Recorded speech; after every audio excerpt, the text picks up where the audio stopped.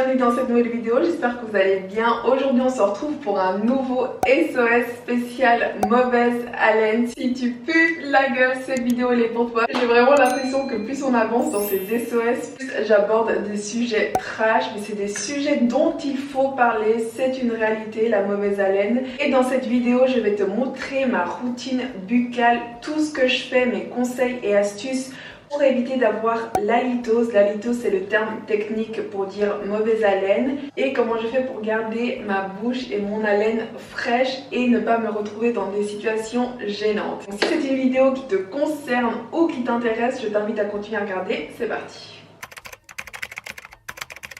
Tu peux avoir une mauvaise haleine si tu as des problèmes dentaires, si tu as une carie, si tu as une infection dentaire, etc. Donc là, tu es obligé d'aller chez le dentiste pour soigner ça. Une des premières causes de l'halitose, c'est l'hygiène buccale. Si tu as une mauvaise hygiène buccale, que tu ne te brosses pas les dents, forcément tu vas puer de la gueule. Le tabagisme, hein, si tu fumes, forcément ton haleine elle n'est pas très fraîche, hein, et une haleine qui sent le tabac, la cigarette, franchement c'est pas très agréable. Hein. Alors le tabac, mon dieu, alors vous savez à quoi ça me fait penser? Je pense qu'on est tous passés par là. Ça me rappelle à l'école, on a tous eu un prof qui puait de la gueule, la clope et le café. Alors ça c'est vraiment le combo dégueulasse du matin. Donc si toi aussi tu fumes et que tu bois du café le matin, tu pues de la gueule et t'as plutôt intérêt à te brosser les dents après coup ou prendre un chewing-gum ou faire quelque chose. C'est mon petit conseil pour toi. Et dans la même catégorie, on a aussi l'alcool qui donne une haleine nauséabonde. L'alimentation, hein, si tu manges de l'ail, des mets très épicés, des aliments très forts, bah forcément ça aura une influence sur ton haleine. Hein. Les boissons, la viande, les produits laitiers, le thé. Alors moi, les produits laitiers et le thé, ça me laisse un arrière-goût déjà désagréable et ça me fait une mauvaise haleine. Hein. J'ai l'impression que tous les aliments prônent à la mauvaise haleine et tu vas pas t'interdire de manger certaines choses pour ne pas avoir une mauvaise haleine. Hein. T'as juste après coup à te brosser les dents et c'est bon. La sécheresse buccale, c'est pour ça que le matin on a une mauvaise haleine. C'est normal de ne pas avoir une haleine fraîche le matin. Bon, il y a des personnes qui ont une haleine acceptable et qui ne dérangent pas. Et il y a les autres comme moi qui puent de la gueule. Et puis finalement aussi ça peut être dû à certaines maladies, des désordres gastro-intestinaux, des maladies des reins, etc. Ça peut aussi avoir une influence sur ton haleine et ça forcément c'est des problèmes que tu vas régler chez le médecin. Et il y a une dernière cause qui elle concerne vraiment les femmes, c'est dû aux hormones. En effet, quand tu es enceinte et pendant ton ovulation, pendant ton cycle menstruel, tes hormones favorisent la production de plaques dentaires avec toutes ces bactéries qui font que tu vas avoir une très mauvaise haleine. Donc ça, moi typiquement, je ne le savais pas. C'est en vous préparant cette vidéo que j'ai appris ça. Donc voilà les filles, sachez que pendant votre cycle menstruel, la semaine d'ovulation, on est plus apte à avoir une mauvaise haleine. D'ailleurs, c'est important de dire à quelqu'un s'il a une mauvaise haleine ou pas. Hein. Il ne faut pas avoir de gêne à ce niveau-là. Enfin, tu ne vas pas laisser la personne s'afficher et avoir la honte comme ça envers toutes les personnes qu'elle va croiser tout le long de la journée. Non, tu n'es pas une bonne personne si tu ne fais pas de remarques, surtout si c'est ton ami ou quelqu'un de ta famille, etc. Tu dois lui dire s'il a une mauvaise haleine ou pas pour le protéger. C'est de la bienveillance et pour qu'il puisse agir surtout parce qu'il y a des personnes, elles ont une mauvaise haleine, elles ne le savent pas. Quand tu fais ça, franchement, tu ne peux pas vraiment sentir ta mauvaise haleine. Alors là, en ce moment, les masques, ils nous aident beaucoup parce que tu peux sentir ton haleine vu que forcément c'est bloqué et c'est fermé. Mais sinon, en général, c'est compliqué de sentir sa propre haleine. Comment éviter la mauvaise haleine? C'est tout simplement en ayant une hygiène buccale irréprochable.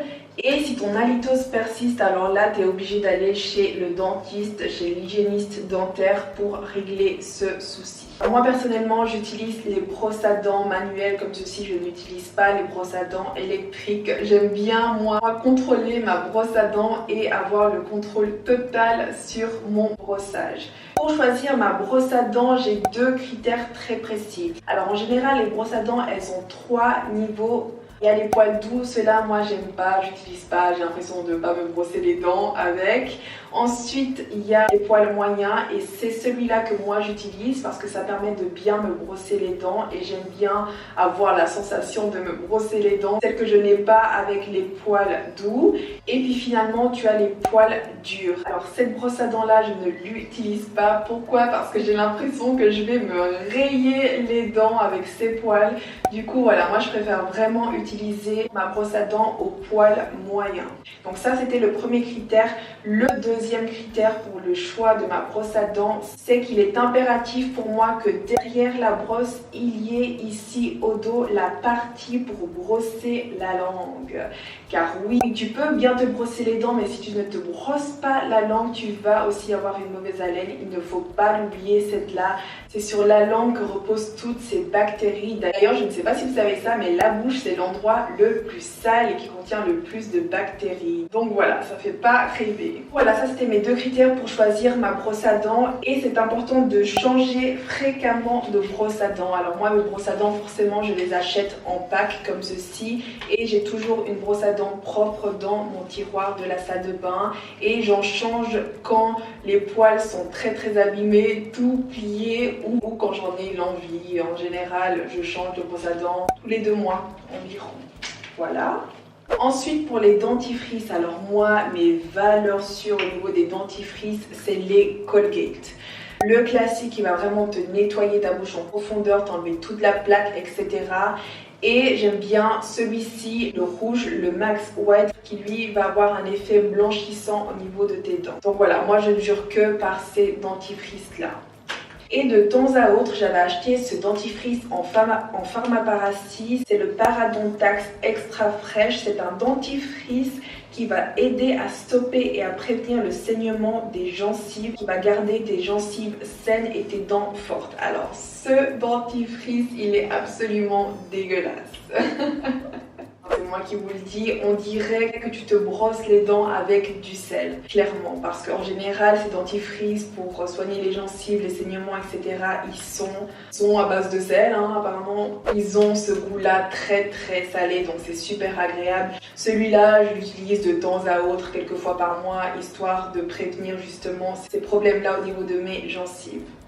Ensuite, te brosser les dents ne suffit pas. Quelquefois, tu as de la nourriture coincée entre les dents et à des endroits où c'est difficile d'accéder avec ta brosse à dents classique. C'est pourquoi je recommande d'utiliser soit le fil dentaire, soit les brosses intercalaires. Je suis en fou rire en train de vous éditer cette vidéo parce que j'ai dit n'importe quoi. Je crois que cette vidéo c'était la 5e que j'avais filmée là et du coup j'étais fatiguée et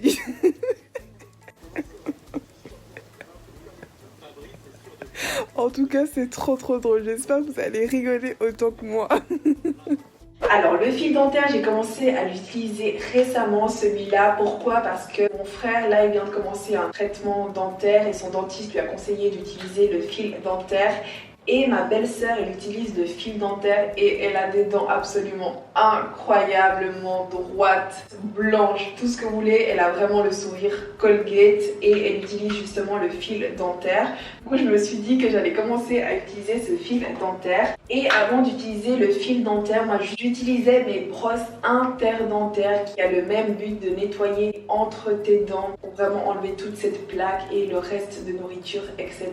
pour vraiment avoir un brossage de dents optimal en complément avec la brosse. Ensuite, le bain de bouche, il ne faut pas le négliger, c'est vraiment la dernière étape qui va te rafraîchir la bouche, enlever les dernières bactéries qui restent, etc. Et ma valeur sûre, c'est les bains de bouche de chez Listerine qui, eux, t'arrachent clairement et te donner la meilleure haleine que tu puisses avoir. Donc voilà, les Listerine pour moi, c'est les meilleurs. J'en ai un autre à la maison, là, c'est un de chez Signal et lui, franchement, il est nul. Hein. Franchement, j'ai pas l'impression d'avoir une haleine ultra fraîche. Oui, sur le moment, mais après 30 minutes, 40 minutes, 1 heure, je ne ressens plus cette fraîcheur de longue durée que m'offre le Listerine. Et puis finalement, je vous ai dit que quand je suis en vadrouille, dès que je mets les pieds dehors, moi dans mon sac à main, d'ailleurs je vous ai présenté dans ma vidéo ce que contient mon sac, c'est que j'ai mon petit brosse-doigt qui me permet de me nettoyer les dents quand je suis à l'extérieur. Tu sais, des fois en pleine journée, tu ressens que tu as de la plaque. Tu fais ça et tu sens que tu as de la plaque sur les dents. Alors je vais dans la salle de bain de là où je me trouve, je mets mon brosse-doigt, je le rince sous l'eau et je me brosse les dents comme ceci. Et puis finalement, ma valeur sûre pour garder une haleine fraîche tout le long de la journée, c'est mes chewing-gums. Je ne jure que par ces chewing-gums, c'est les Airways. Ce sont des chewing-gums à la menthe et à l'eucalyptus. Pour moi, ce sont les meilleurs chewing-gums qui existent. Quand tu prends de ces chewing-gums, ça te rafraîchit, ça te nettoie la bouche et ça te laisse une haleine ultra fraîche. Ça, c'est vraiment ma valeur sûre et c'est les seuls chewing-gums que j'utilise. Tous les autres chewing-gums, je ne les utilise pas. Moi, ça, c'est mes chewing-gums. En plus de ça, vous savez, les chewing-gums peuvent avoir un effet laxatif, te donner mal au ventre, etc. J'ai pas ce souci-là avec ces chewing-gums. Alors moi, je fais partie de la team qui rince avant sa brosse à dents sous l'eau et qui ensuite met le dentifrice. Dis-moi de quelle team tu es, si tu mets ton dentifrice avant ou après avoir rincé ta brosse à dents. Ensuite, pour te brosser les dents, ça c'est vraiment les conseils de mon dentiste, orthodontiste quand j'étais jeune, etc. C'est que tu dois aller de haut en bas pour vraiment bien enlever la plaque, bien nettoyer les gencives, l'intérieur des joues et puis finalement la langue.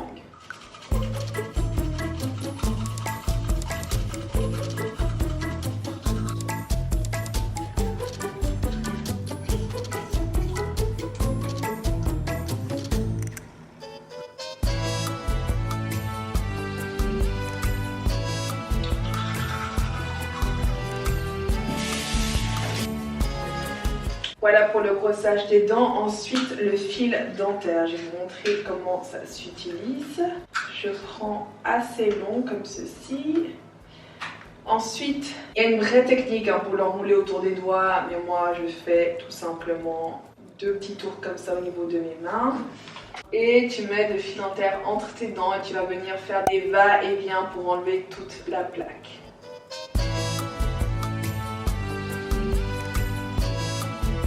Alors là, typiquement, j'ai les lèvres gercées. Mon astuce à moi que je vous avais présentée dans ma vidéo sur les lèvres gercées, c'est que je prends ma brosse à dents humidifiée et je viens brosser mes lèvres pour enlever toutes les peaux mortes.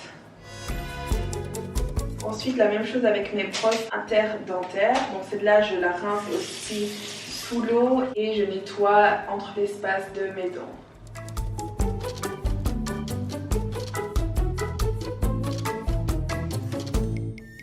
Ensuite, le bain de bouche. Alors, ce bain de bouche Listerine, je l'aime plus que tout, mais il est tellement fort. Tu es censé faire ton gargarisme, le garder dans la bouche pendant quelques minutes, etc. Mais moi, franchement, j'ai du mal avec ça parce que c'est super fort.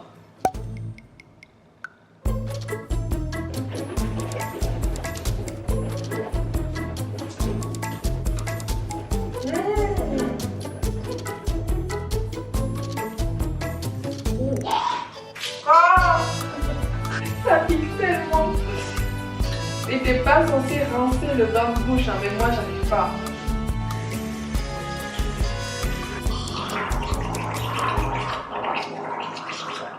Voilà, et là j'aimerais que vous sentiez mon haleine parce qu'elle est incroyablement fraîche, tu sais, comme la pub Fisherman's. D'ailleurs les produits Fisherman's, tu sais, les bonbons, alors ceux-là aussi je les recommande parce qu'ils te donnent une haleine ultra fraîche. Donc voilà comment je fais concrètement ma routine buccale. Et là je suis parée pour la vie sociale, pour embrasser quelqu'un, etc. parce que mon haleine est super fraîche. Et tout le long de la journée, j'ai mes chewing-gums pour me protéger et pour m'assurer mon haleine fraîche. Donc voilà pour ce SOS sur la mauvaise haleine. Tu sais désormais comment garder une haleine fraîche en tout temps et t'éviter des situations désagréables. J'espère que cette vidéo t'a plu. Si c'est le cas, mets un j'aime. N'oublie pas de t'abonner à ma chaîne. On se retrouve très vite. Besitos.